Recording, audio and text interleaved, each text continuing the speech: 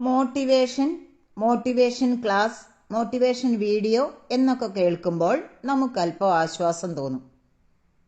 പക്ഷേ അന്നന്നത്തെ അത്താഴത്തിന് പോലും വകയില്ലാത്ത വീട്ടിലെ ഒരു കുട്ടിയോട് ഗോൾ സെറ്റ് ചെയ്യൂ, ഫോക്കസ് ചെയ്യൂ എന്ന് പറഞ്ഞാൽ മാത്രം അവന് പഠിക്കാൻ കഴിയുമോ? അല്ലെങ്കിൽ അവൾക്ക് അത് അംഗീകരിക്കാനാവോ? അക്സെപ്റ്റ് ചെയ്യാനാവോ? നമസ്കാരം. ഇന്ന് ഞാൻ പറയാൻ പോകുന്നത് വളരെ യാഥാർത്ഥ്യമായ ഒരു കാര്യമാണ്. നമ്മൾ പലപ്പോഴും കുട്ടികളോട് പറയാറുണ്ട്, നന്നായി പഠിക്കണം, ഗോൾ സെറ്റ് ചെയ്ത് ജീവിക്കണം, ജീവിതത്തിൽ വലിയ ആളാകണം, ഫോക്കസ് ചെയ്യണം, മടിച്ചിരിക്കരുത്. ഇതൊക്കെ തെറ്റായ കാര്യങ്ങളല്ല. പക്ഷേ എല്ലാ കുട്ടികളുടെയും ജീവിത സാഹചര്യം ഒരുപോലെ അല്ല. ചില കുട്ടികളുടെ വീട്ടിൽ വൈകുന്നേരത്തെ ഭക്ഷണം പോലും ഉറപ്പില്ലായിരിക്കും. അവരുടെ അച്ഛനോ അമ്മയോ ദിവസവേതനത്തിന് ജോലി ചെയ്യുന്നവരായിരിക്കാം. ജോലി കിട്ടിയാൽ മാത്രം വീട്ടിൽ ഭക്ഷണം എത്തുന്ന സാഹചര്യമായിരിക്കും അവരുടേത്.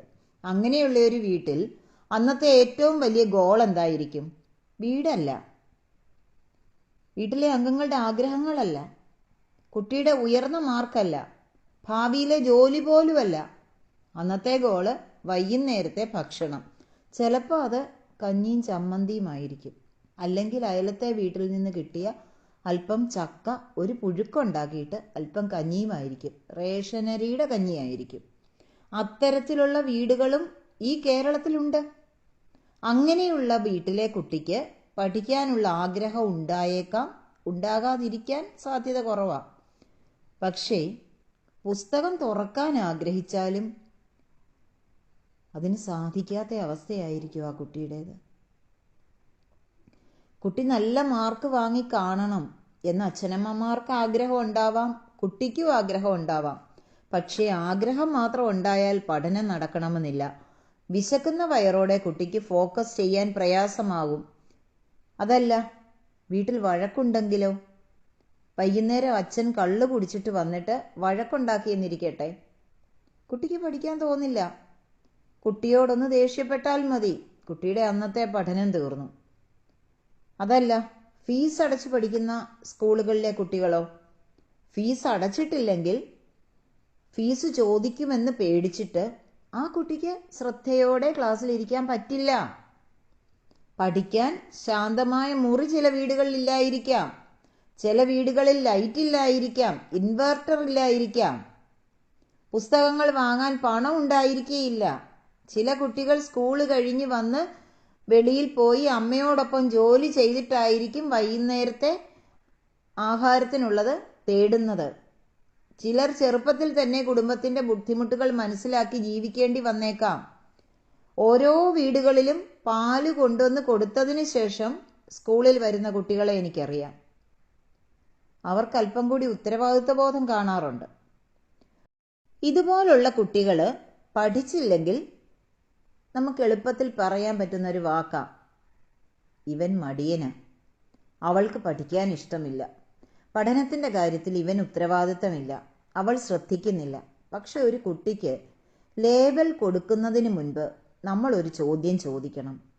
ഈ കുട്ടി എന്തിലൂടെയാണ് കടന്നു പോകുന്നത്? ഓരോ കുട്ടിയുടെ പെരുമാറ്റത്തിൻ്റെയും പിന്നിൽ നമുക്കറിയാത്ത ഒരുപാട് കഥകളുണ്ടാവും. മടിയെന്ന് തോന്നുന്നതിൻ്റെ പിന്നിൽ ചിലപ്പോൾ ക്ഷീണമായിരിക്കാം, കുട്ടിക്ക് വേണ്ട ന്യൂട്രിയൻസ് കിട്ടുന്നില്ലായിരിക്കാം, അയൺ ഉണ്ടായിരിക്കുകയില്ല. ആഹാരത്തിൽ അത് കിട്ടിയാലല്ലേ കുട്ടിക്ക് ആരോഗ്യത്തോടെ ഇരിക്കാനാവൂ.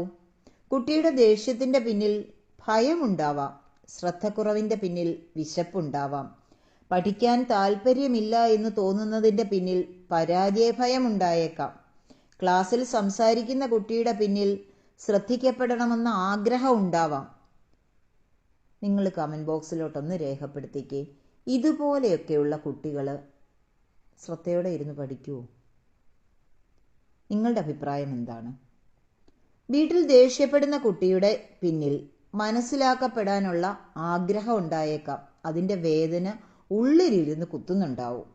അതുകൊണ്ട് കുട്ടിയുടെ പെരുമാറ്റത്തെ കുറ്റപ്പെടുത്തുന്നതിന് മുൻപ് കുട്ടിയുടെ സാഹചര്യം മനസ്സിലാക്കണം. ആര് മനസ്സിലാക്കണം? അച്ഛൻ മനസ്സിലാക്കണം, അമ്മ മനസ്സിലാക്കണം, അച്ഛൻ്റെയും അമ്മയുടെയും ബന്ധുക്കൾ മനസ്സിലാക്കണം, ഒപ്പം ആ വീട്ടിൽ താമസിക്കുന്ന എല്ലാ വ്യക്തികളും മനസ്സിലാക്കണം.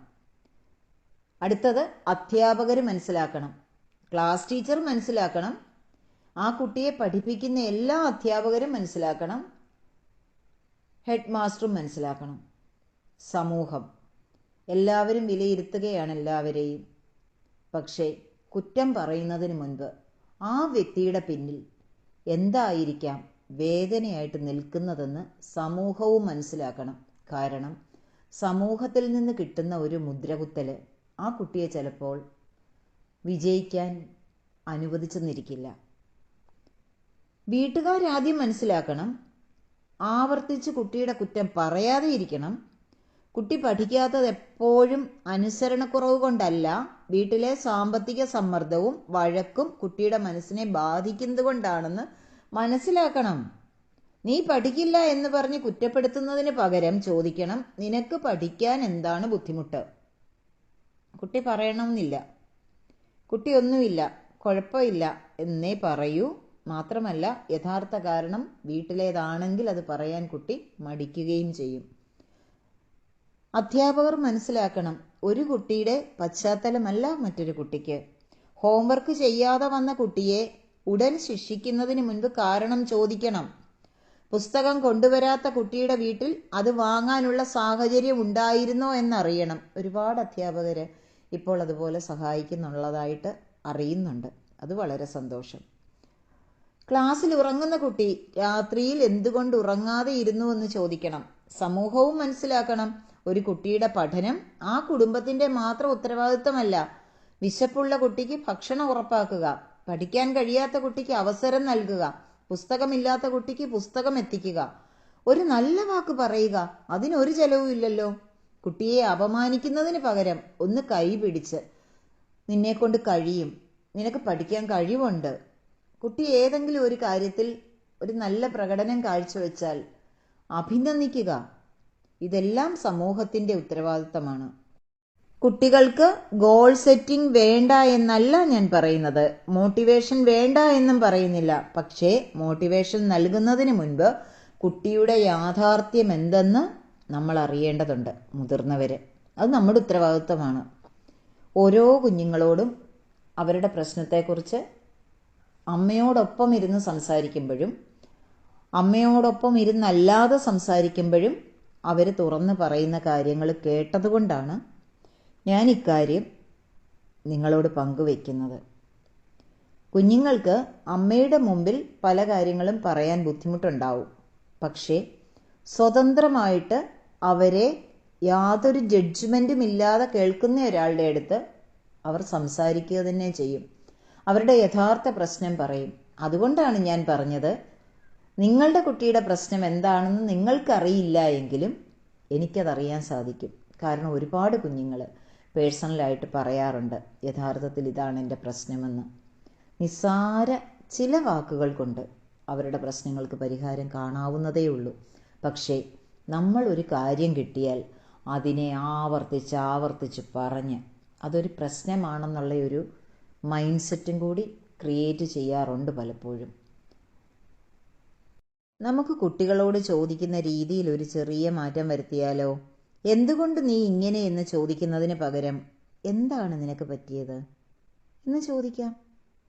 നീ പഠിക്കുന്നില്ല എന്ന് കുറ്റപ്പെടുത്തുന്നതിന് പകരം നിനക്ക് എന്ത് സഹായമാണ് ഞാൻ ചെയ്യേണ്ടത് എന്ന് ചോദിക്കാം. മടിയനെന്ന് ലേബൽ ചെയ്യുന്നതിന് പകരം നിനക്കെന്താണ് പഠിക്കാനിരിക്കുമ്പോൾ ബുദ്ധിമുട്ടുണ്ടാകുന്നത് എന്ന് ചോദിക്കാം. ഒരു കുട്ടിയെ തിരുത്തുന്നതിന് മുൻപ് ആ കുട്ടിയുടെ ജീവിതം കാണണം. ഒരു കുട്ടിയെ ശിക്ഷിക്കുന്നതിന് മുൻപ് അവൻ്റെ മനസ്സ് കേൾക്കണം. ഒരു കുട്ടിയെ കുറ്റപ്പെടുത്തുന്നതിന് മുൻപ് അവനെ അറിയണം. ഇന്ന് ഒരു കാര്യം നമുക്ക് ഓർമ്മിക്കാം, എല്ലാ കുട്ടികളും മടിയന്മാരല്ല, എല്ലാ കുട്ടികളും ഒരുപോലെയല്ല, അവർ യുണീക്കാണ്. അവരുടെ ഉള്ളിൽ ഈ ഭൂമിയിൽ കൊടുക്കാനുള്ള അത്ര കഴിവുകളും കൊണ്ടാണ് അവർ വന്നിരിക്കുന്നത്. പക്ഷേ അവർ പലപ്പോഴും സാഹചര്യങ്ങളോട് പോരാടുകയാണ്. അതുകൊണ്ട് തന്നെ നമുക്ക് ചെയ്യാവുന്നതൊന്നേ ഉള്ളൂ, കുട്ടിക്ക് അനുകൂലമായ സാഹചര്യങ്ങൾ വീട്ടിലും സ്കൂളിലും സമൂഹത്തിലും ഉണ്ടാക്കി കൊടുക്കാം. നമ്മുടെ കുഞ്ഞുങ്ങൾ ഏറ്റവും മികച്ചവരായിട്ട് വളരട്ടെ. ഈ വീഡിയോ ഇഷ്ടമായോ? ആയെങ്കിൽ കമൻറ്റ് ബോക്സിൽ നിങ്ങളുടെ അഭിപ്രായം രേഖപ്പെടുത്തണം. കാരണം ഒരു വ്യക്തി വിചാരിച്ചാലല്ല, ഒരു കുടുംബം വിചാരിച്ചാലല്ല, ഒരു സമൂഹം വിചാരിച്ചാൽ ഒരുപാട് നന്മ ഒരുമിച്ച് നിന്ന് ചെയ്യാനാവും. എല്ലാ ദിവസവും ഇതുപോലെ ഓരോ ടിപ്പ് വീതം എൻ്റെ വാട്സാപ്പ് ഗ്രൂപ്പിൽ കൊടുക്കുന്നുണ്ട്. ഫ്രീ ആയിട്ട് കൊടുക്കുന്ന ആ ആശയങ്ങളെടുത്ത് നിങ്ങളുടെ ജീവിതത്തിൽ ആക്ഷൻ എടുക്കാൻ തയ്യാറുള്ളവർക്ക് അവിടെ ജോയിൻ ചെയ്യാം. ഡിസ്ക്രിപ്ഷനിൽ ലിങ്ക് കൊടുത്തിട്ടുണ്ടാവും. Thank you, love you, bless U.